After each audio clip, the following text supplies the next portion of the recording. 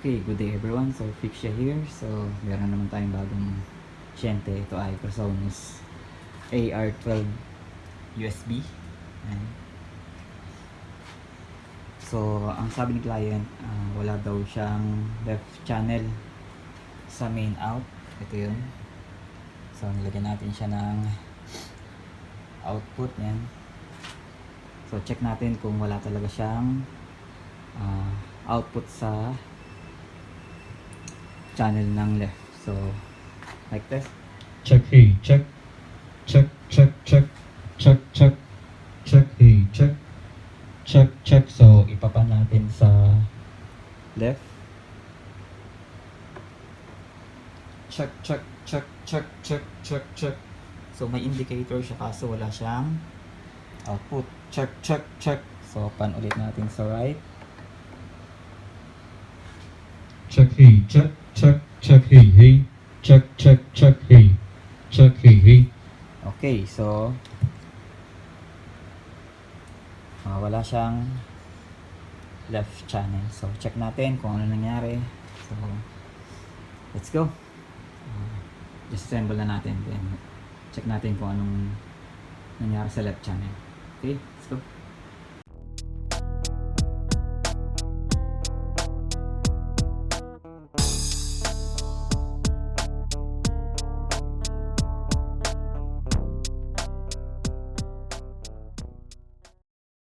Okay, so ito na yung pinaka laman ng mixer.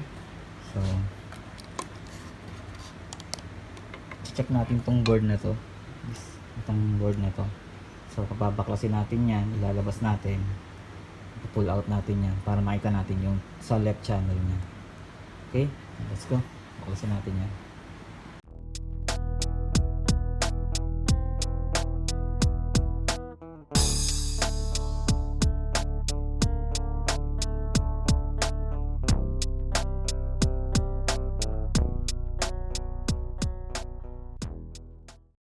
Okay, so natanggalan natin tong stereo input output jack PCB. So ito yung may problem, itong left channel. So kung mapapansin nyo, nakaloob, mayroon ditong voltage na capacitor. Papalitan natin yan. And then sa likod, yung pinaka main output IC nya, ito. This one. So isusum ko.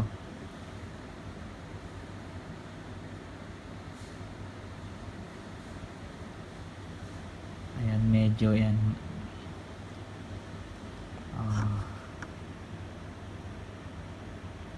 sunog na yung kanyang IC. So, papalitan din natin yan. Check natin.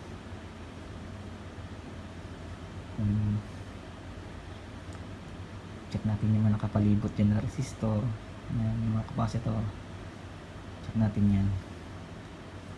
Okay, so okay, palitan natin yan. And hopefully yan lang yung naging sira. Okay, so let's go.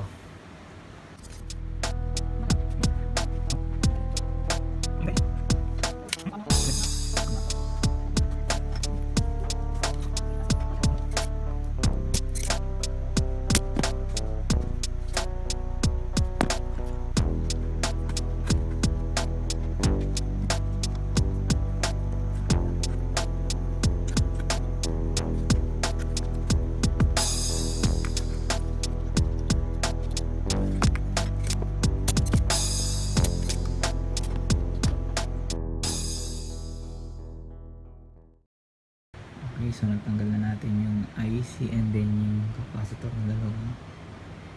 Ayan. So, ito yung IC. Ito naman yung capacitor. So, nag-leak na siya. Nag-bulge.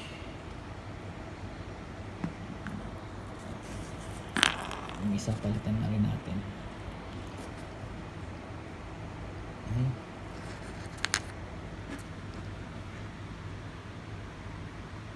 Okay, so kung mapapansin nyo sa IC nya, nagkaroon siya ng crack sa surface. Ayan. Sa sobrang litin nyo, mapapansin nyo. Kaya dapat gamitan nyo ng magnifying glass.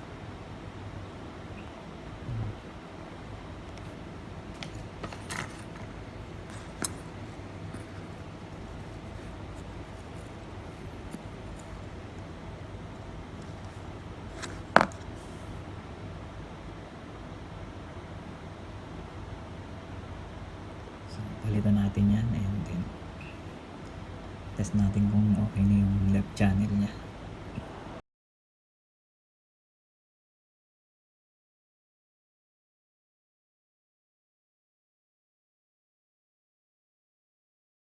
Okay, so nakabit na natin yung IC. Ito siya, yung bagong IC. Tsaka yung capacitor. Napalitan na natin. So, ito siya. Pinalitan na natin yung mga capacitor na nag-bulge. So, i-assemble na lang natin ito. And then, check natin kung okay na siya. Okay. So, ayan. Napakaliit niya. Okay. So, let's go. Assemble natin. So, ito naman yung parts na pinalitan natin. Itong isang output IC. Ito siya. Tsaka dalawang capacitor. Ito yung nag-bulge na capacitor. Okay. Ayan yung value niya.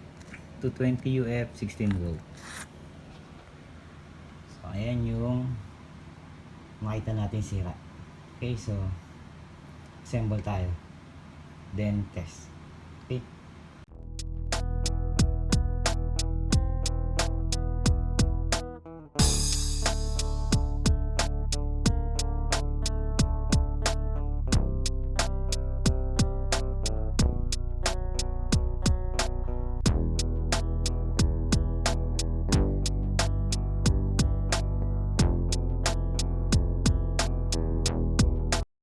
Okay, so nakabit na natin siya. Ito na.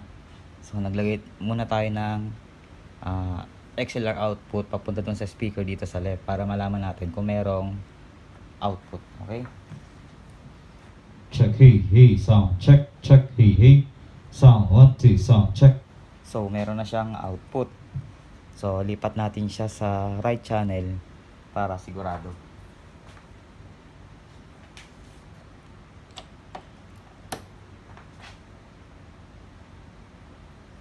Okay, so sa right channel tayo. Check, hey, hey, sound, check, check, check, hey, hey. 1, 2, sound, check.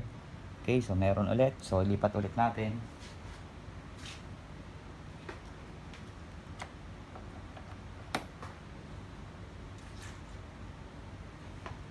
Check, hey, hey, sound, check, hey, 1, 2, 1, 2, sound, check.